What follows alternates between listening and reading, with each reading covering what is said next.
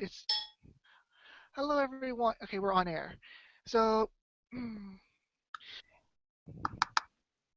hello everyone, and welcome to our first CLE show live on the CLE network.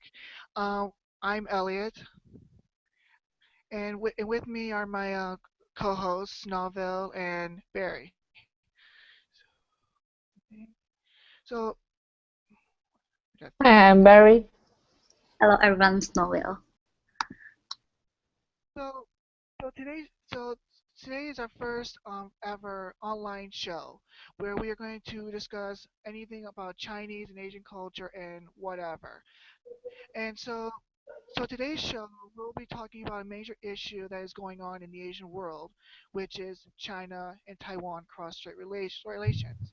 And as many as you might know, that yesterday in Singapore, both leaders for the first time since the Civil War 1949 between the Communist Party from Mao Zedong and, and the in the in the Civil War in the Chiang Kai-shek's military of the KMT Kuomintang of the Republic of China met with each other since that time, met after the Civil War, and they both addressed each. So what this meeting was, we're both addressed each other as so. In this so it was so monumental because both leaders addressed each other. Sorry, George, I'm in long story. So go back to what I'm saying is both is the first time these China and Taiwan leader met since the Civil War, where Mao Zedong and Chiang Kai-shek met each other before the end of the Civil War in 1949.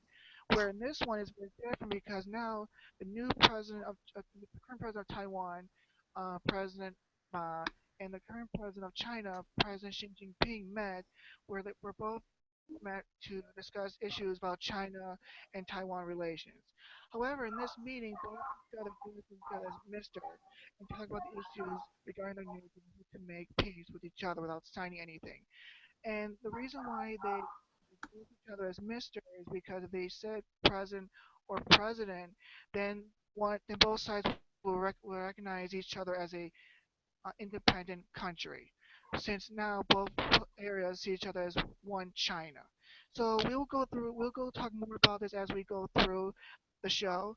But before we do that, right now we're gonna go look back in the how this whole thing. So we're gonna look at the show as how we'll see how this happened, how are things now between the two areas, mainland China and Taiwan, and our final thoughts. So so here we go. So in the very so give a quick brief what happened. This whole thing started back in the 19 back into the 1920s, where during around the verge close to the end of World War One. Now we're going to World War Two, where during this time, China was a democratic country where it was like similar to the United States, but it really wasn't. At this time, the country was called the Republic of China under a democratic system that was put together by Sun Yat-sen during his what do you call it his revolutionary rule over the last empire of China. So with this time, it was on one government. Then, as things got closer and faster, later on, there was another movement going on. That was the Communist Revolution in China, where it was started by a group of communist people, and one of the people part was Mao Zedong, but he didn't really get really big in as years came forward. So with this time, so Mao was getting stronger and came is having some issues. There were fights with each other, but then there was where both people were going to have a what you call it a peace agree a joint together, and it was called the United Front. Where this United Front started from 1922 to 27, where both parties, the communists and the came together to create a joint government where the Communist Party and the KMT become joint government, where they'll have each members in each legislature. And it worked for a while, but unfortunately it didn't work out because Chiang Kai-shek did not like it, and he walked out of the system. So that was the first meet. So in that meeting, Mao and Chiang Kai-shek or Chiang Kai-shek met with each other. So that was the first one. And then, however, as you know, it did not work out because Chiang Kai-shek issued a purge to kick out the communists out of his government, which caused a civil war to happen even further. So that was the part. That was the first one, and then there was the second one happened around during second one happened during the World War II era where um, they joined forces again to fight the Japanese because China was getting killed by Japan, and so communists Mao and Chiang Kai-shek of KMT worked together to fight them out. So this new United Front forces to take out the Japanese worked longer, but then as when war was over, the United Front ended, which was probably the last time both leaders of Taiwan and China, two Chinese leaders ended the last meeting. So then that was that part, and then after that, what do you call it? There was a civil war agreement with each fight with each other, which lasted for many years until 1949. Where Mao kicked out Chiang Kai-shek's government out of Taiwan to Taiwan, and then after, so those lead to a communist victory. So that's pretty much how it happened. So in the beginning, they tried to work with each other, and then it didn't work out. Then they tried to put together a double ten agreement, where they put a list of agreements how to try to make a joint government. So now, so the last thing was they went to a communist victory, and then the KMT tried to make a plea deal with Mao, but Mao said, "Forget it, you lost your chance." So Mao eventually beat Chiang Kai-shek's government, and Chiang Kai-shek had to force to take his government to Taiwan, which it is there today. So that's how Civil War ended, but it sort of continued into the era where China, where Chiang Kai-shek's government was in Taiwan, and Mao took over China. So it continued going. But when the two governments were took over each other's island country, where Mao took over China, Taiwan, the fights kept going on even more, where Mao sent PLA army, the People Liberation Army, to attack Taiwan to scare the government of Taiwan, saying if you declare independency, we'll destroy you.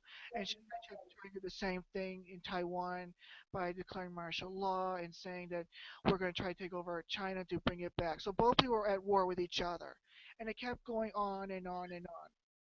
So that was going on, and then it started. So then, after many years later, the tide started to go against um, Taiwan, where national governments were starting to switch their allegiances to China, because at the time, countries around the world were recognizing Taiwan government as of one China.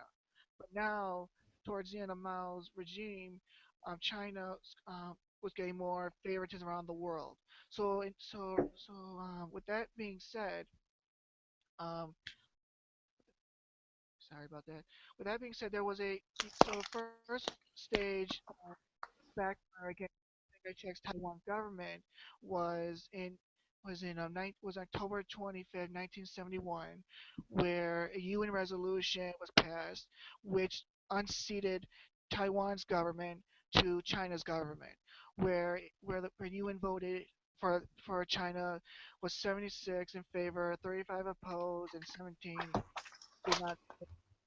Because of this resolution, China now controlled is now in the UN, and Taiwan was kicked out. So that's what's happening. And then the major issue, last major thing that happened that knocked out Taiwan's stronghold in the world is when Deng Xiaoping took over. During Deng Xiaoping era, his goal was to make a connection with the United States because at the time China and Russia were working with each other, but they also have a love hate excuse me have a love hate relationship with each other. So what Deng Xiaoping tried to do was he knew that Russia was not going anywhere, so he wanted to make a change in policy to work with the United States because Deng Xiaoping policy was different from his predecessor Mao and this other person, where they believe in a closed country, hermit kingdom like North Korea is today. So what Deng Xiaoping wanted to do was open the country up, make it more capitalistic, like what you see China is today. It was Deng Xiaoping. So Deng Xiaoping to make strong relations with the United States, because at the time the United States only recognized Taiwan as the legit government of China. So during this time, President Jimmy Carter was president. And so they were talking. They became lovey-dovey with each other. So eventually, in the end, on April 10, 1979, Taiping got on Taiwan, the United States closed their embassy in Taiwan and opened it in China, which thereby recognizing China's government, the People's Republic of China, as the legitimate government of China. So that's where we are today. And so the only thing the United States is doing now with Taiwan is that they're protecting it. They're putting a what you call an institute instead of an embassy to Taiwan, and they're protecting Taiwan as a I don't know what you call it, like illegitimate country or something, but that's what they're doing. So right now, China, U.S. protects Taiwan, but they recognize China as a government. How it is today. And then as years went on, there's been Taiwanese independence movement in Taiwan saying they want to be independent from China, but China said no, don't you dare do that. So it goes back to back picture. And one of the major people who one major president leaders who was for the independence movement was President Chen Shu-ban. Hope I said that right. So going against each other, and so this president wanted a strong independent government in Taiwan because he was part of the pro-democratic party of Taiwan. DP, yeah, Democratic Progressive Party in Taiwan. He wanted to fight with it, so his goal was to make a pro-powerful China until Taiwan independency. And so that's how he became. Because of his policy, he made relations with China very bad because China was very upset with him. So, how dare you declare independence when you guys belong to China? The overall goal, since after the war,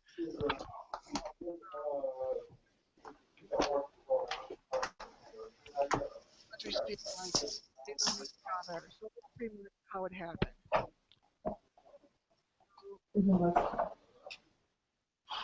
So, so now the main issue of is today. Um, so, so now you know the background of how this whole thing happened in a briefly way. Now we're going to discuss the current day China and Taiwan situation.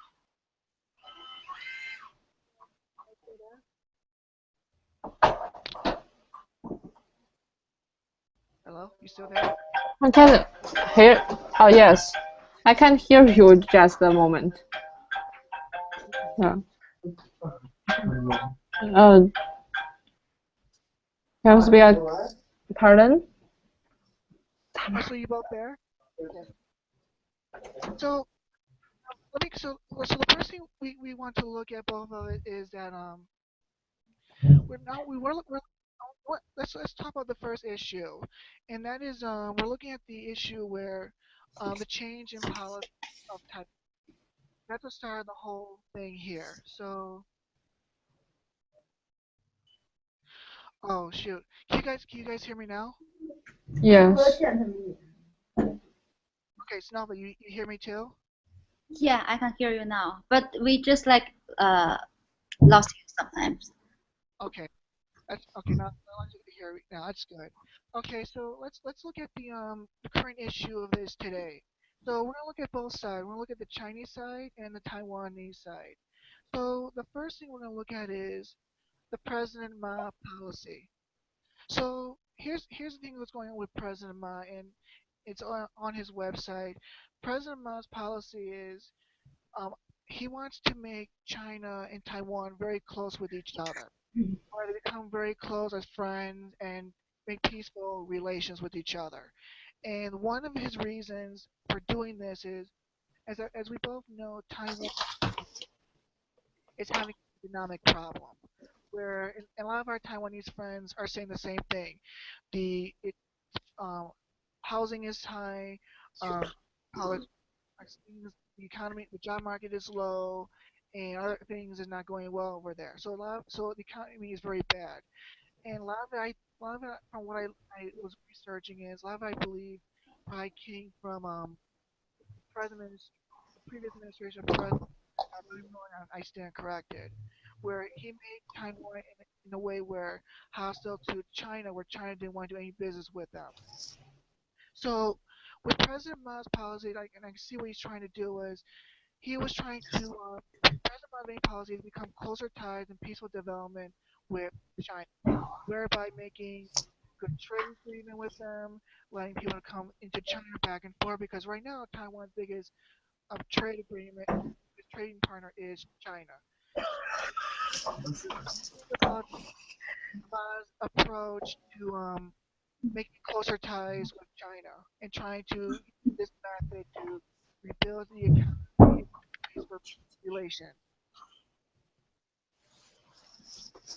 Yes, as a side of the Taiwan, I think um, it's a good policy, but because Taiwan just come back to China, and I don't think the Taiwanese can very accept the Chinese policy.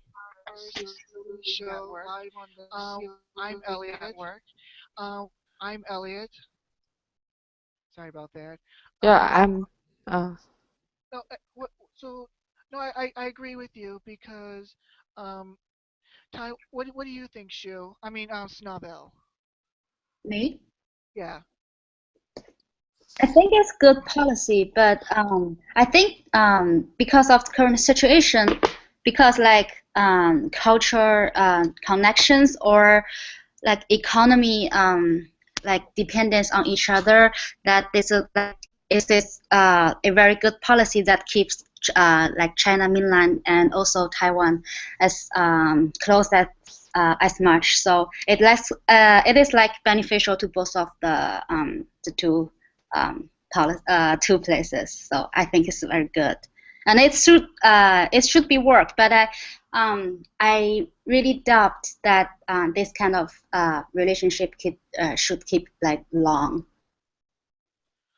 Well, I agree with both of you, and starting with Barry, that you're right. This policy does sound good on paper, and it does sound decently, but you're right. The Taiwanese people have a unique relationship with the relations, mixed feelings on it, but they're also afraid of China taking over Taiwan.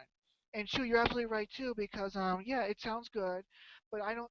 But also you're right about it may not last long because President Ma is leaving office, and the former party that that pushed for the independent movement is taking over. Is about to become the next majority power of the country, and a new president from that party, which could change everything.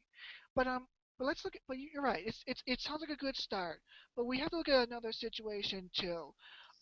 Back during the you'll know about the part about Deng Xiaoping's policy of the the special administrative region of Hong Kong and Macau, right?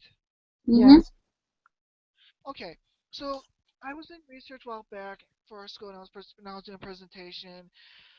Deng Xiaoping wanted to do the same thing for Taiwan, where he wanted to make Taiwan have its own independent government and an independent military, but it will only be represented by China, just like Hong Kong and Macau is. But it sounded like a good deal, but the problem is, Hong Kong, I mean, the Taiwan did not trust China, and I cannot really blame them because China always was sending threats to Taiwan. You should do this. You should do that. And as we see what happened during the Hong Kong issue last year, it kind of sent a message to Taiwan that China sometimes goes back on its word. So there was a time that Taiwan had the option to be part of China under that issue. So if I ask you guys a question, if Taiwan did join China under that issue of the special mission strait region like Hong Kong and Macau, do you think it would have worked? And do you think China would have kept its word, or they'll eventually take over the country like they're doing right now with Hong Kong by not allowing them to have vote their own people? And Yeah, I here am Barry. I think it's kind of difficult because the first I think the place is different. The Macau and the Hong Kong is very close to the mainland. It's almost connected, I think. But the Taiwan is a little bit far away. It's kind of through the sea. So that is one problem of them. And the second one I think is this Hong Kong and Macau is like they think they are Chinese all the time, but Taiwan didn't think that. Taiwan maybe they think they are Taiwanese. So yeah, so the also is Mm, the about the president, I think the Taiwan's president is a little bit uh, sensitive or you you know. So I think it's a difficult thing if Deng Xiaoping want to treat Taiwan like Macau and Hong Kong. Right, that's it.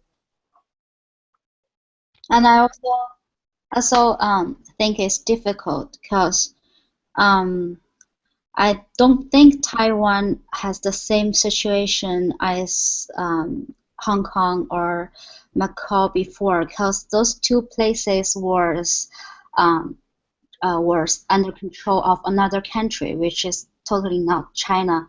So for their like the policy is like they can still continue their system of policy or economics or everything, but they have to admit like they belongs to China. But Taiwan is totally different because right now Taiwan is not under any like other countries' control, and so it's like an independent place. So it's very hard for just like the like dependent independent place to be a part of like China and then like admit that they belongs to us actually. good point. Yeah, I totally agree with you. And it's also no, it is the policy. I'm looking from I'm looking from a what you call it, a from from looking from the middle perspective, it looked like a good deal for for Taiwan from both sides, where Taiwan gets to keep its military, keep its government, everything. And I agree with both of you. It sounded like a good deal from looking from in the middle. But however Taiwan has a trust issue with China, like you people agree, and both sides believe it should be one China government. Both sides believe they should be in charge of each other, and there's also the people who want. And look, by the way, we're all looking from another perspective too. At this time, Taiwan was going through a very hard time. Chiang Kai-shek or Chiang Kai-shek put a what you call it, a martial law rule on the country, and the whole area was scared of being taken over by China. They were scared of losing their independence and everything. So, and Mao Zedong and were always threatened. I think we lost Barry. Um, so what so basically what you call it, Taiwan's always been being bullied by China over and over, and this was the early years of how it was going on. So we can understand why Taiwan would not trust China at the time. But but if China did not do, if China became closer, if no, it's also because both leaders at the time hated each other. But wait, I think we lost Chun Yu. Barry, I'm gonna try to get her back. So, one second, we're trying to bring her back to the thing. Okay. Nava, I agree with you what you say. It did sound like a good deal, but Taiwan just doesn't trust them. In 1 second, we just we apologize for that. We lost Barry. We're gonna try to bring her back. But there is another hypothesis that I thought of that could explain a lot of things about this issue, that I definitely want both of your ideas about. Come back. Okay. Oh, so is everyone here? Yes. Novel? Okay, she's gone. So I'll wait first. So hopefully Snub will return. But here's another theory that I want to bring up with many of you, and that is, let me see if Snubbles is here, and then I'll see if I can get her back. Yeah. Where is Noel?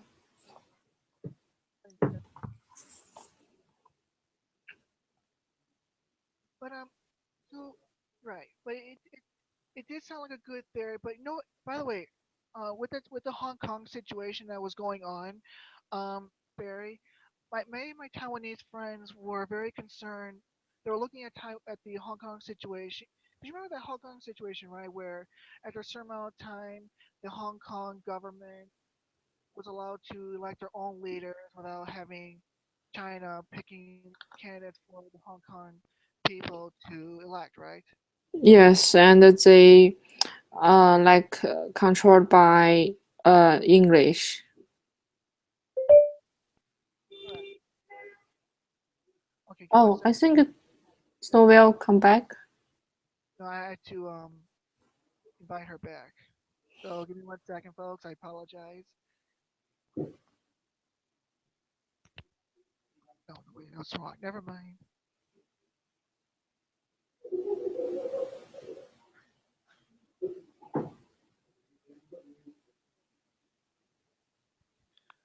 Wow, the internet's good. But yeah, so okay, great. Hey, welcome back. Hey. Hi. So so there's two points I want to ask both of you. Well, yeah, for right now while you were out, we were talking about the Hong Kong incident in China, in what happened when students were with China saying, "You promised of giving us like our officials to our legislative body in Hong Kong after a certain amount of years." Remember that? Mm-hmm.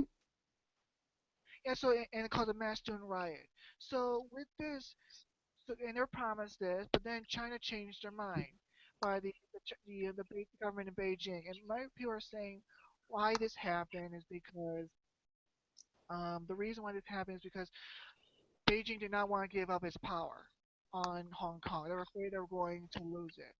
So, and because of this major disaster, what that Beijing did, because sometimes I personally think that maybe they're a little bit paranoid or things like that.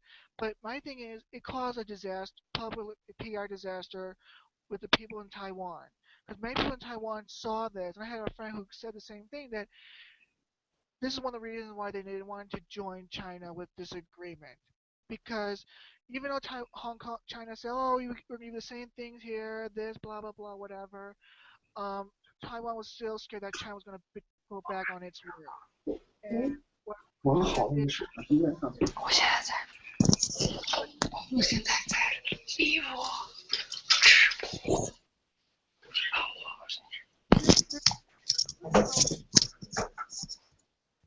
what you call it.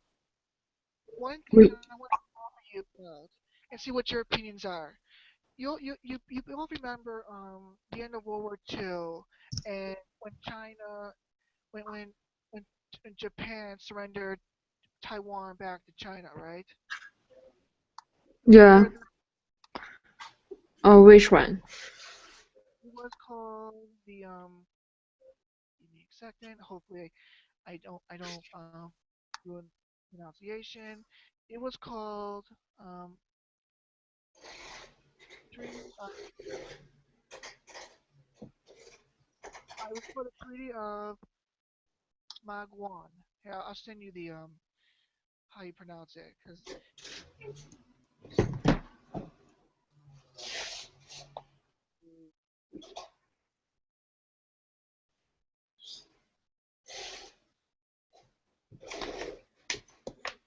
Um, basically, this, I think it was called the Treaty of, yeah, it was called the Treaty of Magwan. Yeah, Magwan, if I pronounced it right.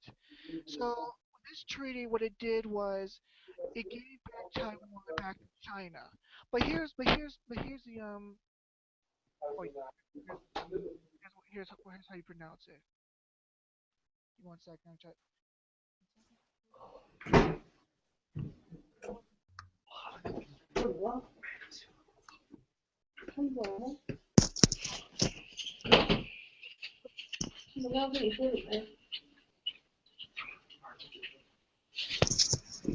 Alright? Yeah. Yeah. So basically what this treaty was supposed to give China Taiwan back because Japan was surrendering. But here's the trick I want here. But here's the thing. Chiang Kai-shek or Chiang Kai-shek, how you pronounce? We're gonna say Chiang Kai-shek because a lot of our audience may know his Chinese name, and a lot in the majority of the world knows know him by Chiang Kai-shek of Taiwan, old China. So with that in mind, the Taiwan was given to Chiang Kai-shek's government at the time, not Mao Zedong's government, People's Republic of China. So with that in mind, that treaty gave him Taiwan. So when he took his government to when Chiang Kai-shek took his government to Taiwan, hypothetically, according to the agreements of this treaty, it belonged to him, not Mao Zedong. So that's probably another way we can look at it. Now, a lot of people I've been hearing a long time about this policy about China and Taiwan, who owns it, who doesn't. But from this thing, what do you guys think? Because if Chiang Kai-shek's government signed this law, was treaty was signed under his government, that Taiwan was given to him, does that mean that Taiwan belongs to his government, not Mao Zedong's China's government, which is it there today? Hmm. Yeah. Um, but in that days, I think Jiang Jieshi want to control all China and also Taiwan, but he didn't successful. Of course, but Yeah. exactly, but with that, yeah, I agree with you. He couldn't do it, and the U.S. government wouldn't let him do it. But the U.S. government did so much mistakes in this whole issue. But we'll get to that. We'll get to this point another show. So, um, but with all of you thinking, let's hit the part where he wants to continue, take over. Under this treaty, I personally think that from this point, um, China doesn't have a say on Taiwan because when Mao took over China, he took Taiwan, not Taiwan. So do you guys disagree with that, or do you see another viewpoint on this treaty? If not, then we'll just move on to the next subject. Because I think this is one thing that people are not talking about, and I brought it up with a lot of my fellow Chinese friends and Taiwanese friends, and they gave me like mixed answers on this whole thing. Can you repeat again? Because when you say that it's a little bit small and maybe the signal is not very fine. Okay, so how am I now? Yeah, good. Okay, so with this policy in mind, do you think with this treaty that happened while Chiang Kai-shek government was in control, um, do you think this treaty gives Taiwan some legitimacy on who owns Taiwan? Where since this treaty was stated that it was given to Chiang Kai-shek's government at the time, does that mean that Taiwan can sort of say it's ours because the treaty was signed to us? Or do you feel that it doesn't matter because once Mao Zedong took over China, the treaty states it belongs to China and China is Mao's country and it includes Taiwan? What's your thoughts? Um, let Stonewall go first. Oh my gosh. Your Yeah, your question's been too long. I yeah. just like yeah. Okay, so I'll make it very short. Do you think this treaty gives Taiwan some legitimacy that it belongs to them and China has no say over Taiwan? You mean the treaty is on 1859, 1895? Yes, the one that ended World War II. OK，Stonewall 就是那个不平等条约，1895年签订的。嗯，Yeah, I think because that time is at war station, so maybe the China can is different. China cannot decide by themselves, so they get the treat. Yeah, the treat called 马关条约. So it's very shame trade. Okay, Yeah. that's one way of looking at it. What do you think, Snavel? I also I agree with Barry because at that time we just don't China don't have any um choice to to say no. So I think um in that case they have to give up Taiwan. But things are different now. So and also like we think like from throughout history, like Taiwan belongs to a part of China. So that's why I think that's why the government, like Chinese government, are trying to get Taiwan back. That makes sense. I agree and disagree with you both.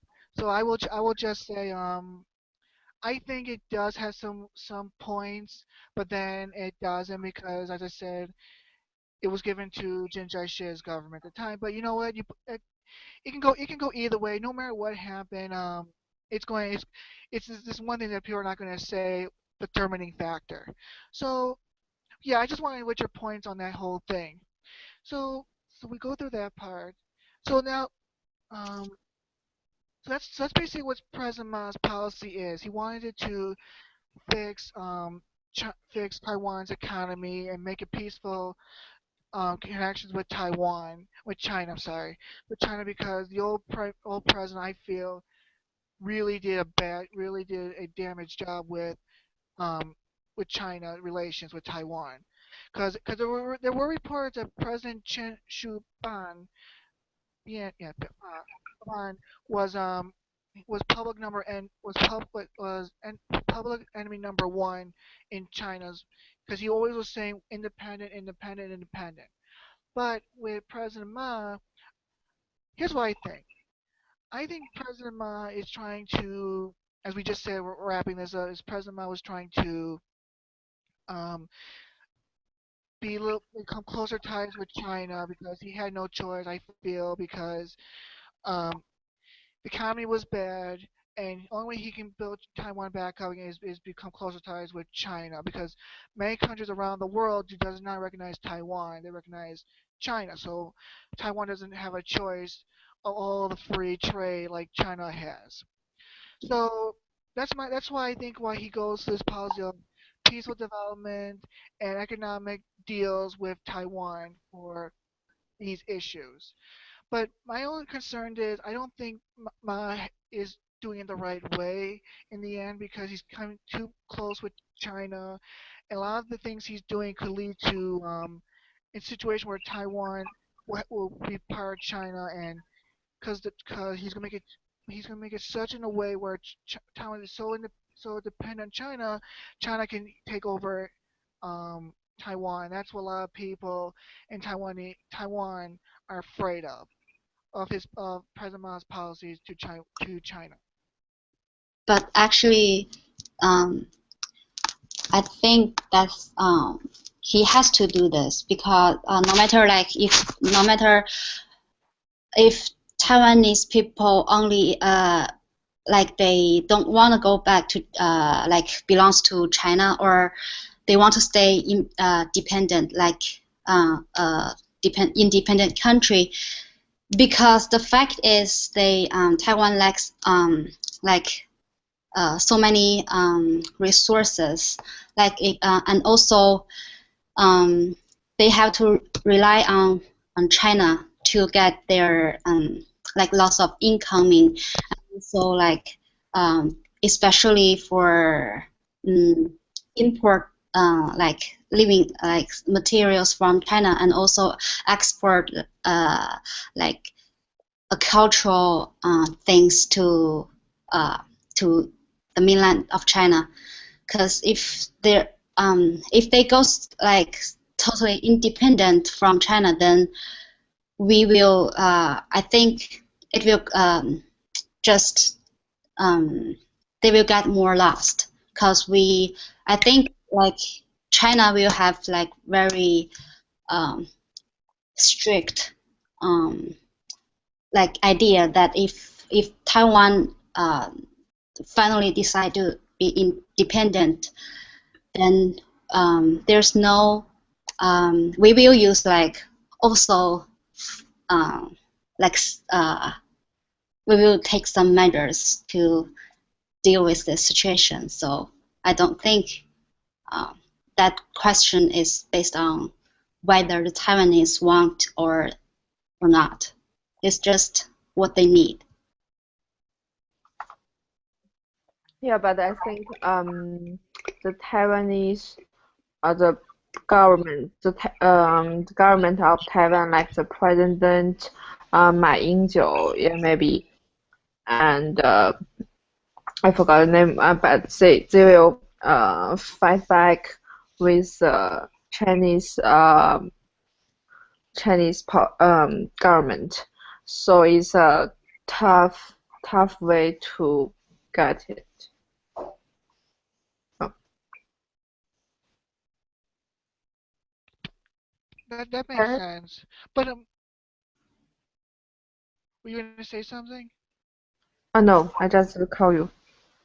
Oh, Mhm. well, that makes sense. But here's that's exactly true what you're saying. But let's look from this point. Do you think that China is pushing then we'll go to the China side in a minute, and Barry can help us with that issue. Uh, so let me see. But here's the thing like this. Taiwan is a different Taiwan. Even if they do join China, it's going to be a disaster. It's going to be different than the Tibet situation. Well, we'll do that on another show. But the way they did with Tibet, they took it over early. But with Taiwan, it's completely different because because Taiwan is a different country, it's a different system. The people believe in what they are, and also Taiwanese people, a lot of them don't want to be part of China because they don't like the government, communist government that China has. And partially, I don't really blame them because communist government in China is not as free as Taiwan is. Where in Taiwan, you can do anything you want, but to a limit. Where in China, you can't really speak out against the government. You can use certain social medias. You can do other stuff as well. Where Taiwan is pretty much like a miniature United States country in its own way. But so I feel like it may not work because they just don't want to do it. And also um, for those reasons. Another thing is you're both right on it's important for Taiwan to be part of be close to China is because of economics reasons and other stuff. But what would have happened if China just didn't care? And said, you know what, Taiwan, you can do what the hell you want, and I don't care how you do it. be part of all these free trade agreements, all things, then Taiwan can move on its own.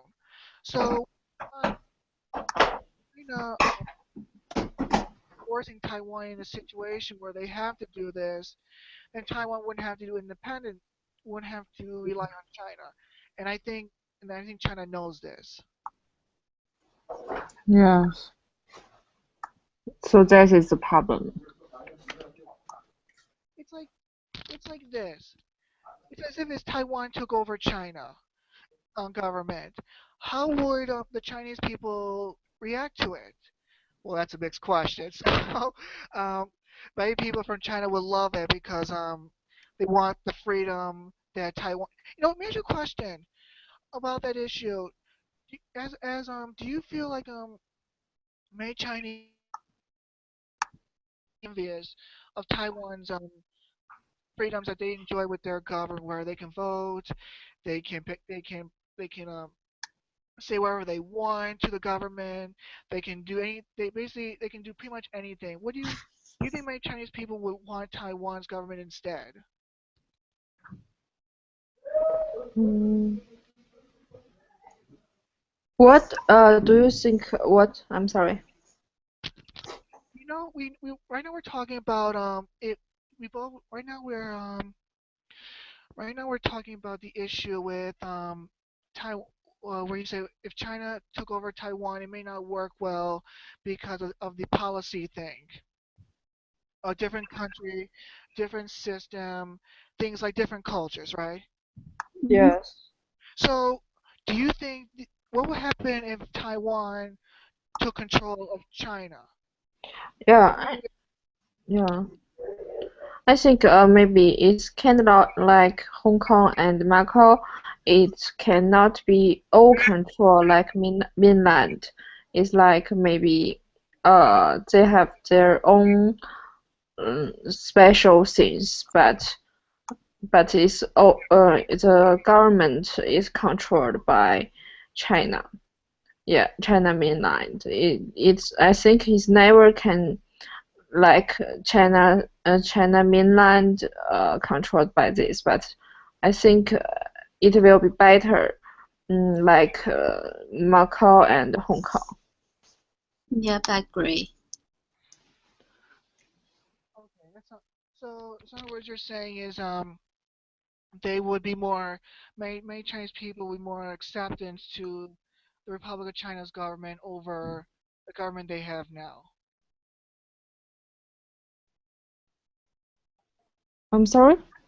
So, in other words, you're saying, if I understood it correctly, that many Chinese people would prefer Taiwan's governmental system over the one that China has now, Mm, or it varies. yeah, I think the one government is fine because it's very like safe. They can keep the country safe and all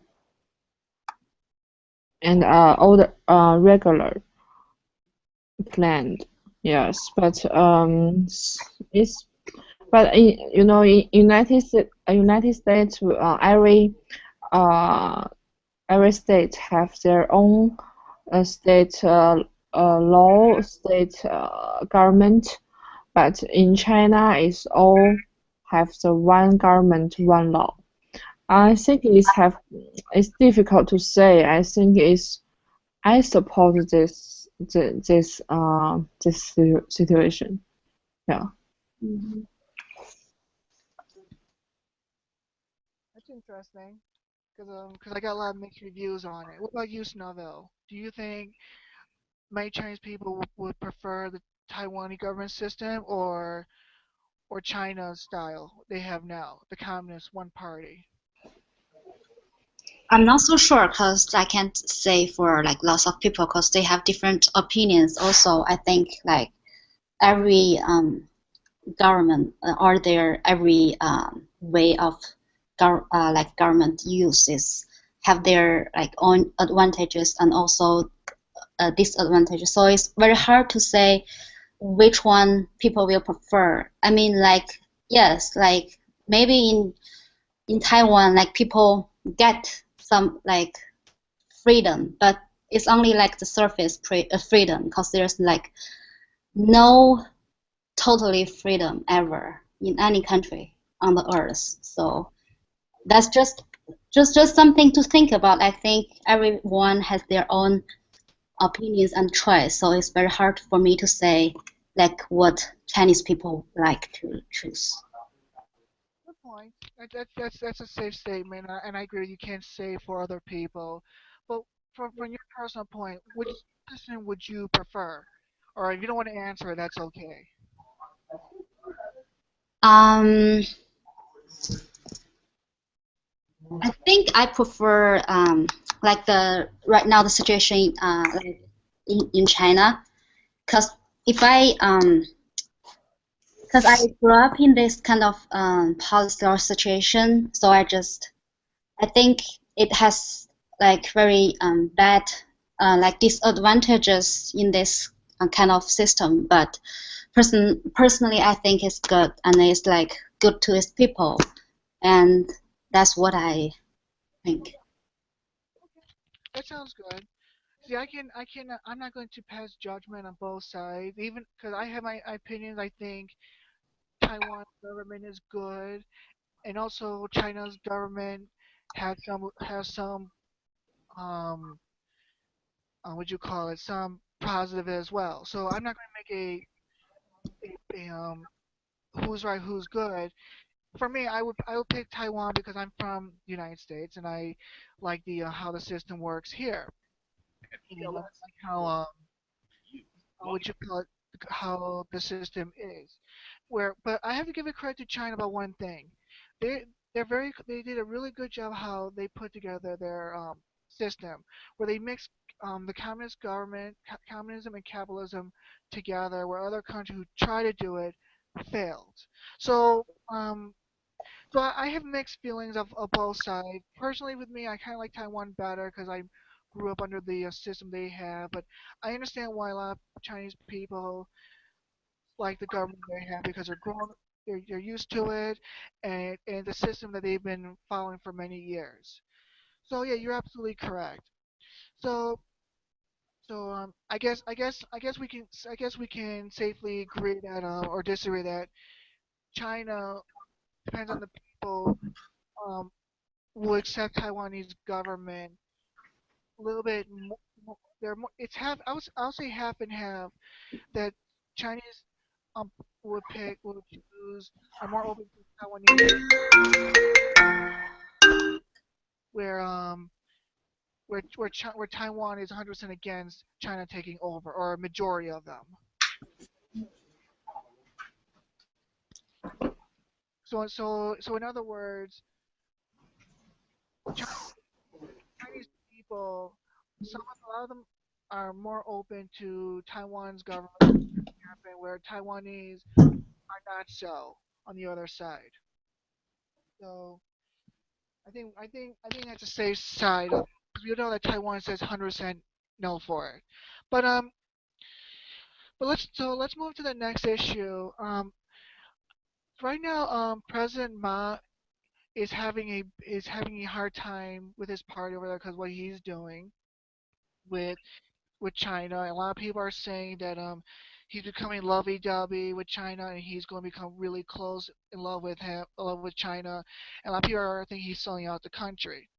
So if so one of the things that we've been researching is one of the major issue that caused this whole thing was the cross-strait service trade agreement that was let me see that was passed in see that was passed in two in in his first few years in office, where people were upset because here's a question. You remember the free trade agreement between China and Taiwan that was recently passed many years like 6 years ago or so. Mhm. Okay, so so to give our audience a background of this bill, Um, with President Mao's policy, he basically gave, according to the Taipei Times, um, this free trade agreement was called the Cross-Strait Service Trade Pact Agreement, which deepened Taiwan and China free trade agreement, where 64 Taiwanese industries will be open to Chinese investments, while China will be open to 80 industries to investment in Taiwan. And it also concludes that it will increase more tourism, retail visitors in both countries, and Taiwan will allow other businesses into Taiwan as well, both sides. China will allow their people here, Taiwan will allow over there as well. So it's basically allowing for more openness for each other. However, with this trade agreement, many Taiwanese citizens were very angry at the whole thing because they felt that it would because this main trade agreement looks like it started the whole thing. This is where hell happened because a lot of Taiwanese people were very angry that they thought this trade agreement would mark the beginning of the end for Taiwan's sovereignty or so-called status quo. Because people were afraid that this trade agreement would make Taiwan more dependent on China because now what it's doing with this trade agreement is that since they're going to be so close to each other economically like they've never done before, that if Taiwan wanted to break up from them, they can't, because if they do, there'll be economic backlash. What do you guys think of that feeling that the Taiwanese have, and your thoughts about the free trade agreement that was passed a while back?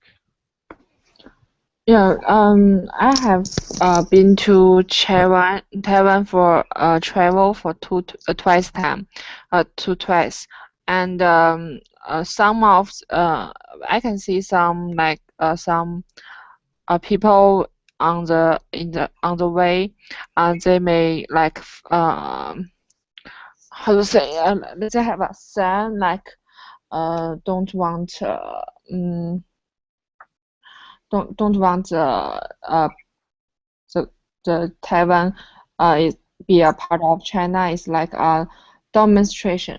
Yeah, so Taiwanese is very angry. So they are angry right now also. And I think it's a big problem because people's thought cannot change very quickly. They can change the policy, they can change the law, but the thought cannot change much. Yeah. I mean, yeah, that's true too. What about you, Snavel?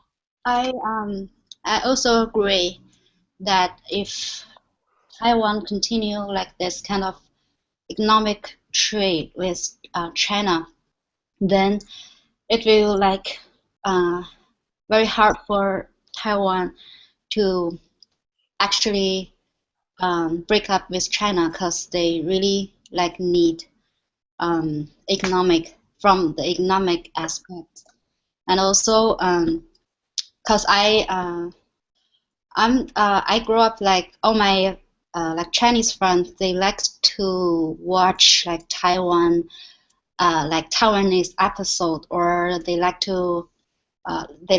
lots of Taiwan actors or like singers. So basically, like when they get a new album or something, or a new movie released, like the main market they target would be like China mainland. So if they really like break up with each other, then I think it's just hard for Taiwan to get back to its like normal economic situation. I agree. Yeah, that makes sense. Yeah, that's right. Those are good points, and I kind of glad that we both finally agree on that that if this could possibly happen that as the trade deal goes closer and closer, it will handcuff Taiwan because Taiwan will be so dependent on China that China knows that hey, guess what? They're reliant on it now. Now we're taking over Taiwan, and also what's bad about this is it can um it can push Taiwan to do what China's bidding, saying, "Oh, you want us this?" China says, "You want this? Fine. You have to do what we say." So yeah, I totally understand why the people of Taiwan are very upset, and I wouldn't have made a deal like that either. I think it was a what it was. But another people are saying now we. But what happened? But here's another thing we have to look at too is that many people of Taiwan were upset how it was passed because that's how the sunflower movement happened in in April of 20 of 24 March sorry excuse March of 2014 and lasted till April 2012 where the people where these where teenage where these students came and protest against the government, saying, "How dare you put this trade agreement here?" And here's the thing that why people were also angry too. They were angry that President Ma and his government were basically trying to pass the bill without pass the trade agreement approval without having a public review of what's in it. So, so people were saying is how did because he was trying basically what he was trying to do was President Ma and his government they're trying to sneak it in, so the Taiwanese people wouldn't know what's in it until it was passed. It's similar to what we did here in the United States with the healthcare bill. But anyway, so that's how people perceived it as. So with the sunflower movement, they were demanding that to be a public review, what's in it, uh, we call it provision, and what you call it, and have it once it's public review, then we can go back and look at the bill again. But so if they did it that way, then there may not have been much of a what you call it a protest because a lot of Taiwanese people and I was just talking to a Taiwanese friend I just met saying that President Ma is so out of touch with Taiwan. He doesn't talk to these people. He doesn't do anything with them. So with the sunflower movement, they're very angry that how dare you not make this a public review and tell the whole country, whole people of Taiwan, what's in it.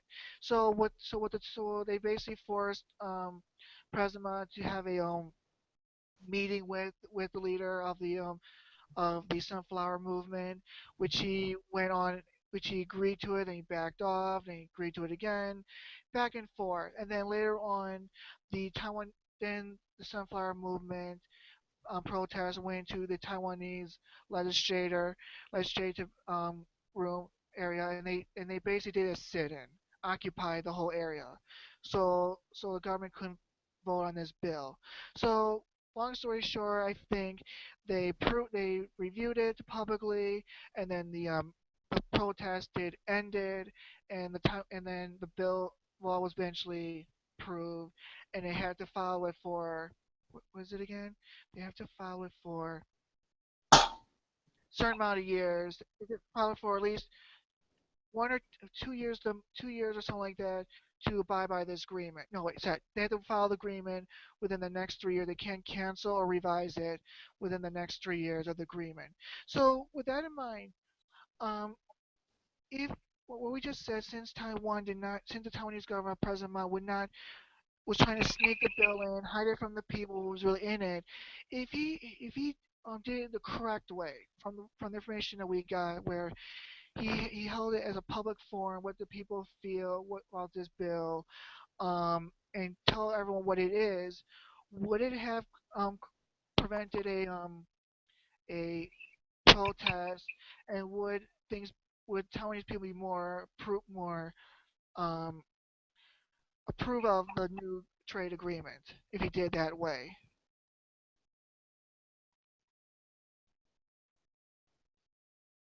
Mm-hmm. Okay, so That's okay. So we both agree on it. Yeah, cause that was the major thing that happened. And then, as we know, cause of this whole situation, um, people were so angry with President Ma in 2014, his government, that his government, um, in the local governments, the KMT took a dramatic beating, where they lost around. Let me get back to it. Find the information. They basically took the biggest defeat in a long time, where um, with all a lot of government it was like they basically won. Sorry about. They basically yeah, the KMT took a huge beating in the 2014 local elections, where they won 22. They only won 22 out of local seats and gained 40% of in the new legislature, where the other parties, I think the biggest one was the DP, the Democrat, the other party, which is now in the lead, is now in charge. Wait, sorry about this. My computer's on the fritz. Was on that region. So if so, what's it called? It's called the deep yeah the deep the Democratic Progressive Party. So because what President Ma did, how he put the policy in place of not going through a public um talk review and everything. One of the reasons why he didn't do a public review is because he was afraid that people would not support the bill, and Taiwan could not back out now, because if they did, no one would take them seriously. So because of it, the Democratic Progressive Party took up the majority of the votes, and along with other parties, which which was one of the reasons, one because how the free trade agreement was negotiated, and they did not like how it was. But from the KMT ruling party, which President Ma is part of, he feels like it was not nothing to do with the Chinese agreement or his policy with China. His views was basically the social services and domestic stuff on China, domestic stuff that was happening in Taiwan.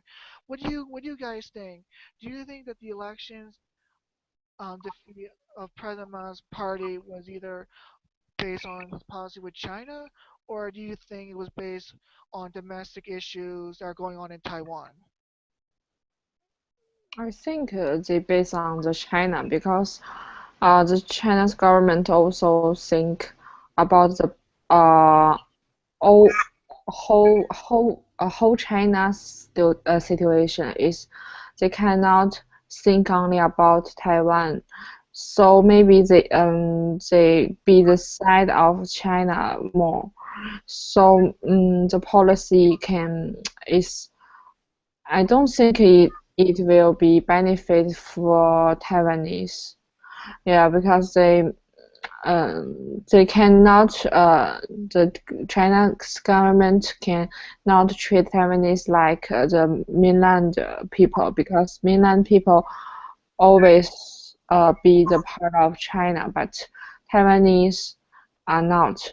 So the policy, I think the policy should think more about Taiwan's situation. Yeah.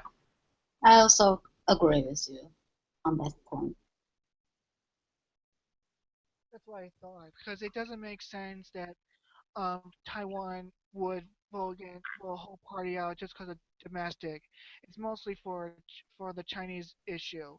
But so moving forward towards the end, because of this whole policy that's been going on, and how President Ma on from China's side made closer ties with China and everything, and he did claim that Taiwan became much friendlier with China, and they come closer. He did help his economy up.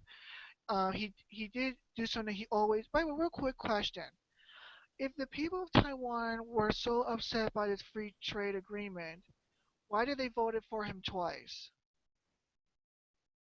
Who trusts? President Ma, if I No, wait, never mind. It happened afterward.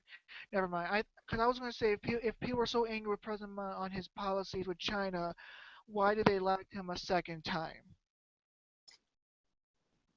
Because in Taiwan, their elections are like ours, 2 terms every 4 years. Oh, I I don't know. I have no idea about this problem. Okay. So we'll jump to the next to the point of our last points, then we'll go to our overall thoughts.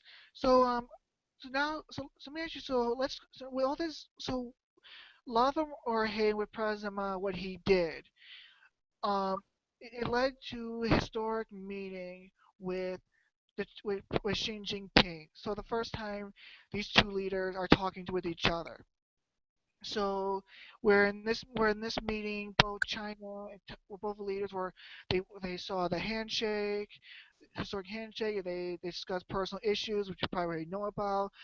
You can't do this and you can't do that. We want to make peaceful agreement with each other. And also, President Ma said this is one of his historical what you call it achievements, a dream he wanted to do.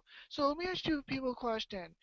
Um, did you see the meeting? Did you read up on the meeting last night? And what are your thoughts about the historic meeting between the two leaders of Taiwan and China? Oh yes. I think the Xi Jinping get a very good job because let me tell you something about Xi Jinping's policy. It's about Xi Jinping in the heart of the two sides of the relationship. He's in the brother of the heart, the benefit of breaking.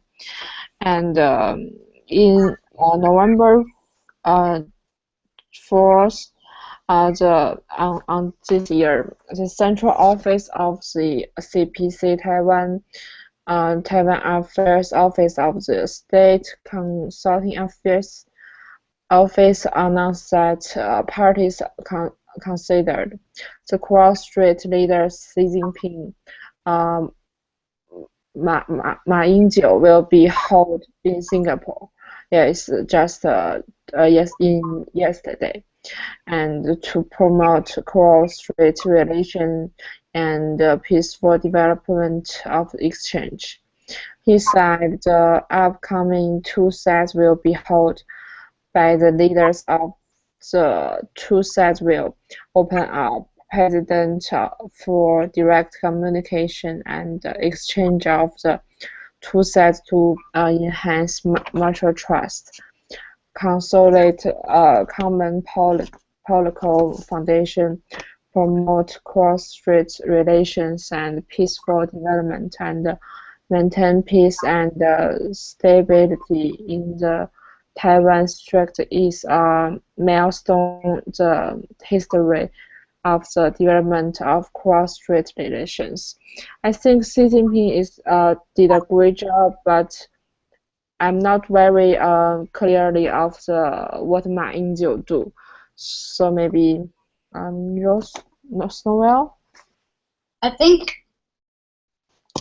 first of all, I think both Taiwan people and also Chinese people should unite like together in like whatever way, because no matter like historically or culturally, we should like we were like the same from the same or like origins, and we are the same people, and we Taiwan could be a like important like port for China, and also China would be like a strong like background for Taiwan. So they're connected and they shouldn't be separated. So like I don't know like what the future Taiwan and China would be. Uh, at least one point is like we should team up and we should like unite each other, because If we get separate, then there will be like much more trouble from other countries or other um, forces. So like I think it's a good thing that the two presidents could like sit together and talk about our like the future of the two countries. So I think it's a good thing.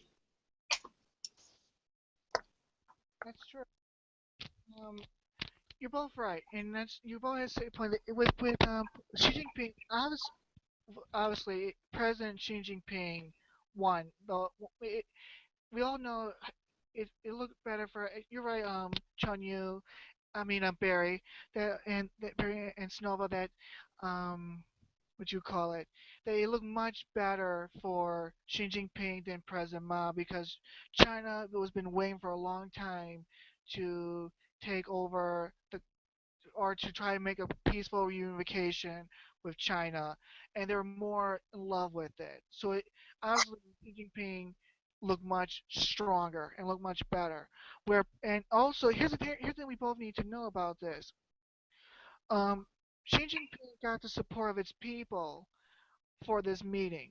President Ma, he was going there as a lame duck, where lame duck means basically no one supported him and he's basically on his own.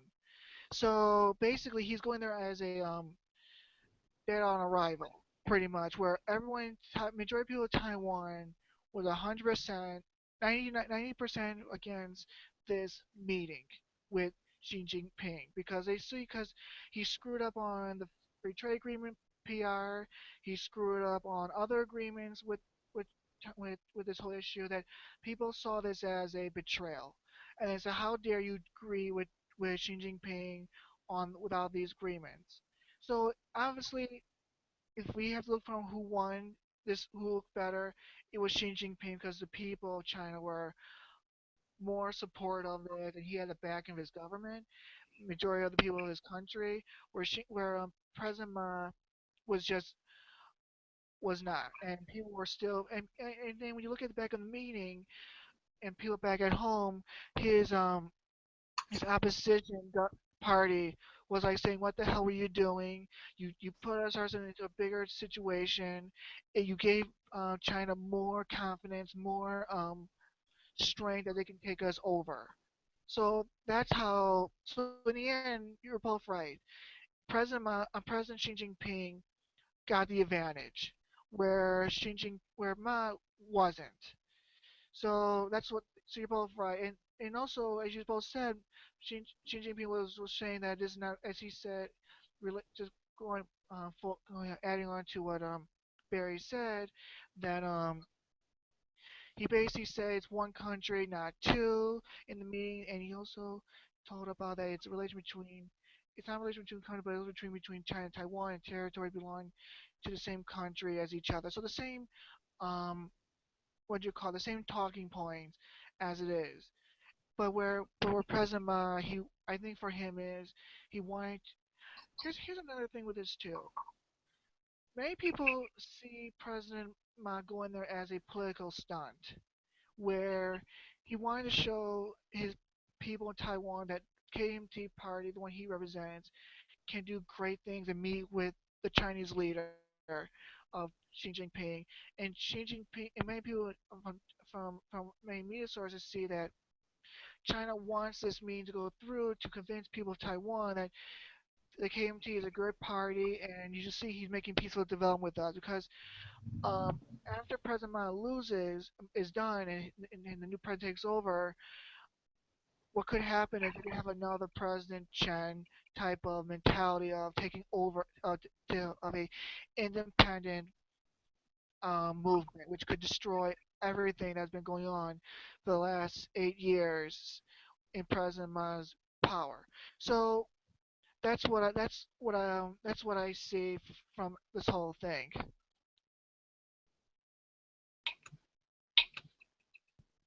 Yeah. So to the both of you, do you think we all know that China won the whole thing, no doubt about it. But do you think this is also was a PR stunt for both sides to help each other look good, and also due to the upcoming elections in January in Taiwan?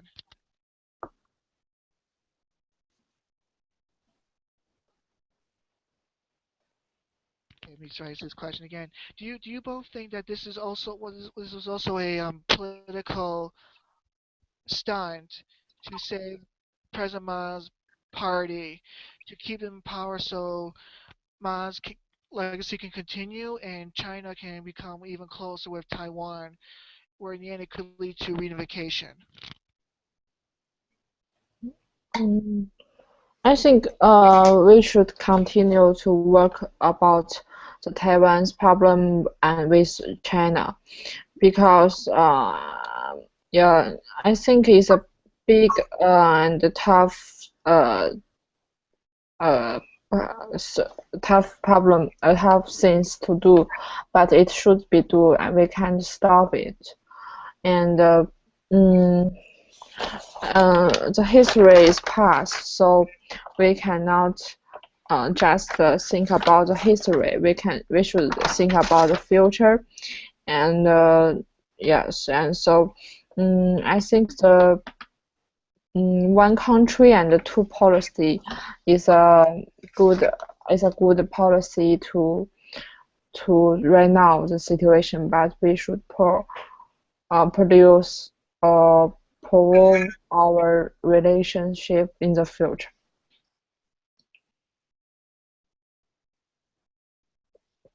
Okay. So let me ask you both, and then we'll conclude our first online show. A few more questions.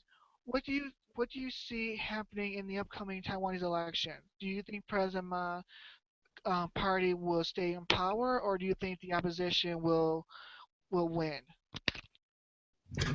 Oh, I think the you mean the inside Taiwan? The two policy, two Party. two party, yeah, two party. I think most of them maybe support the KMT, yeah, and but the Freedom Party maybe lose, yeah. So KMT will win, yeah. I I'm not sure about this because personally I think it's hard to predict like which party will win because there could be so many factors that um decide actually like which party would win like on the final stage. So I just keep quiet on this question. Smart move. If I have to make a decision, I would think, as it looks right now, you're right. We're practically a month or 2 months away. Depends how you look at it.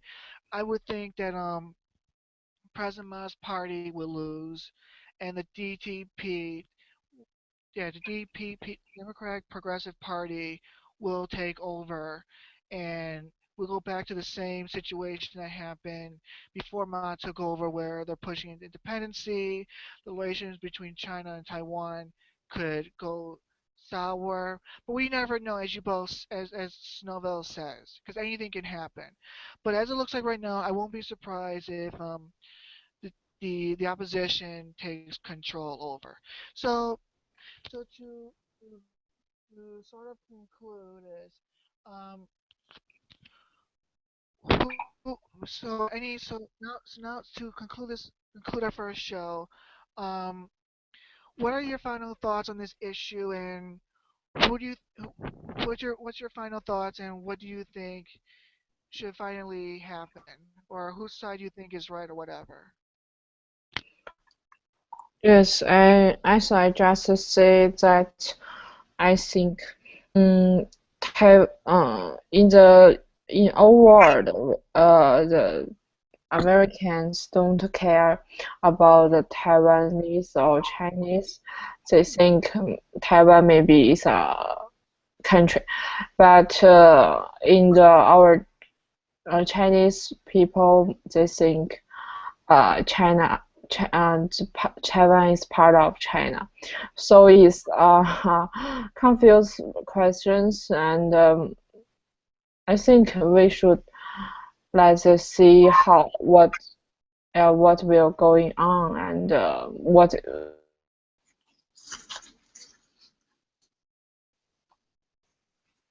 Okay, and what about you, Snowville? I think it's very hard to say that if Taiwan would be part of China in the future, or they will like just be an independent country.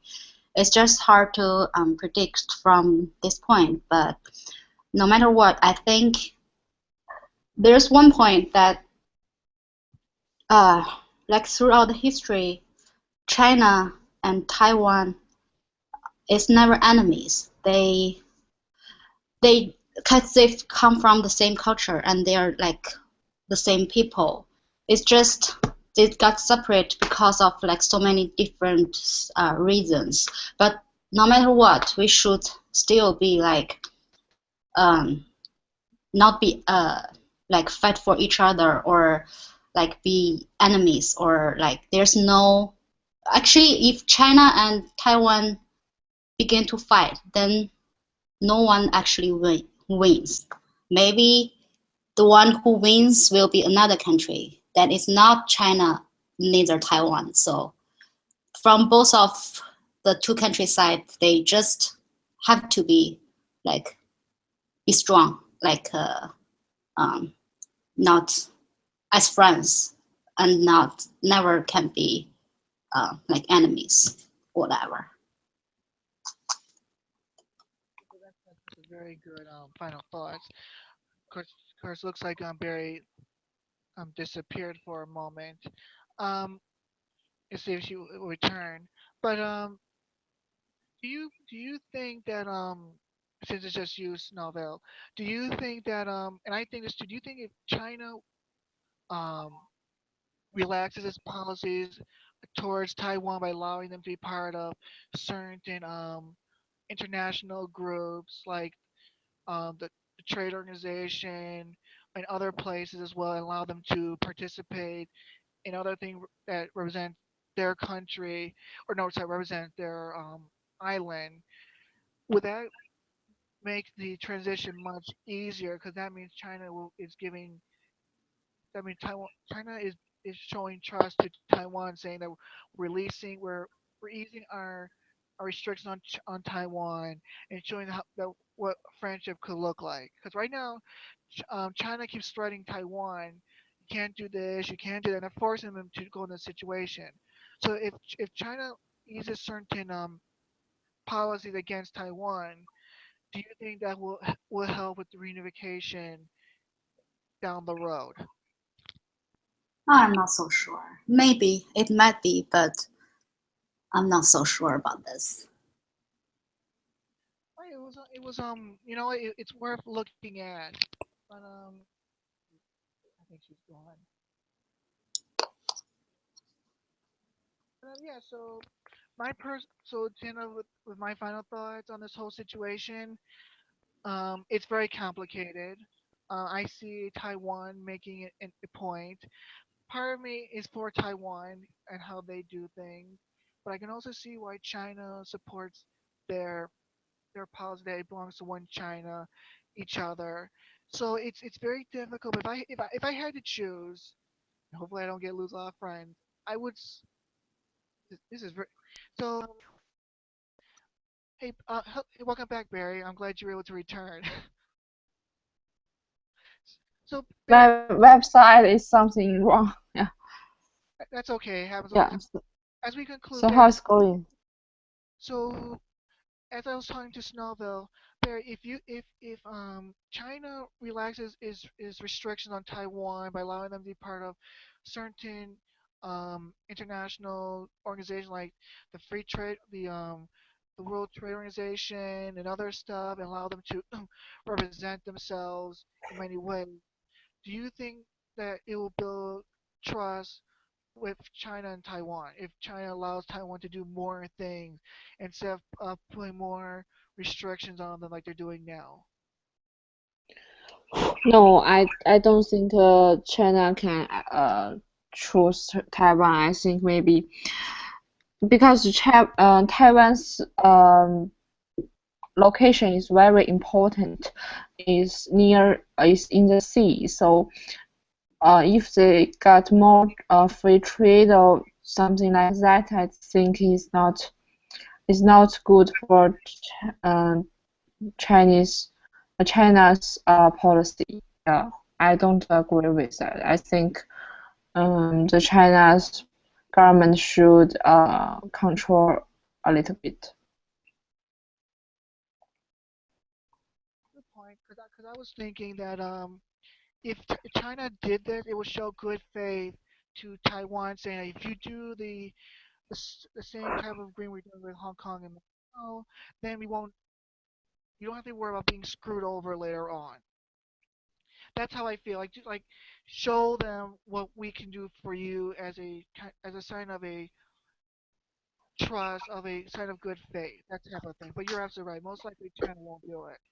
So with that being in mind, you, do you have any do you have anything to add, or that's pretty much what you guys got? Very well, good. Yeah. Okay. Well, to everyone who listened to our show or when you see the recorded version, we want to thank you for checking our first live podcast on the CLE network, as the show is called CLE Live, and we hope to hear from you again and hope to see you again next time. I'm Elliot, And Paula, And very and this is CLE Live, and we'll see you next time. Thank you for see you. listening. see you. Bye. Bye, everybody. Good day.